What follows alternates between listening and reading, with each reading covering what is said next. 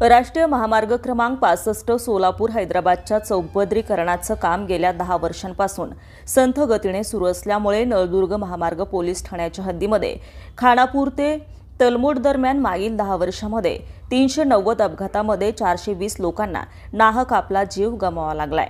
इतक्या मोठ्या प्रमाणात झालेल्या जीवितहानीला जबाबदार कोण? कामाचे ठेका घेतलेले ठेकेदार की संथ गतीने काम सुरू असताना त्यांच्याकडे डोळेझाक करणारे महामार्ग विभागाचे अधिकारी? असा प्रश्न अपघातामध्ये जीव गमावलेल्या लोकांच्या नातेवाईकांच्या वतीने उपस्थित केला जातोय।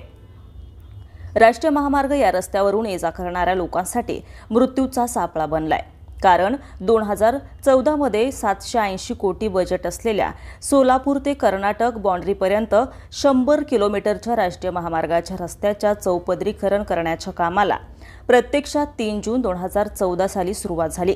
हा रस्ता 910 दिवस अर्थात 2.5 वर्षात पूर्ण करणं गरजेचं असताना हा आज 10 वर्षाचा कालावधी उलटून गेल्यानंतर सुद्धा हा रस्ता राष्ट्रीय महामार्ग विभागाचे अधिकारी आणि ठेकेदाराच्या गलथान आणि मनमानी कारभारामुळे अनेक ठिकाणी कामे अर्धवट अवस्थेत संथ गतीने सुरू आहेत।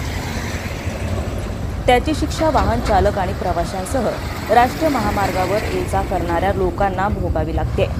कारण राष्ट्रीय महामार्गावर ठिकठिकाणी पडलेले खड्डे वाचवताना वाहने एकमेकाला धडकत असल्याने होणाऱ्या अपघातानंतर अपघातग्रस्त गाडी बाजूला काढण्यासाठी लागणारा वेळ, त्यामुळे आठवड्यातून 3दा वाहतुकीची कोंडी होते।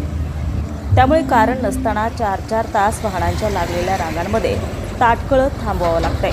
त्यामुळे वाहन चालकांना आर्थिक नुकसानासह नाहक त्रास सहन करावा लागतोय। तहलका टाइम्स 24 सुपरफास्ट न्यूज, नळदुर्ग।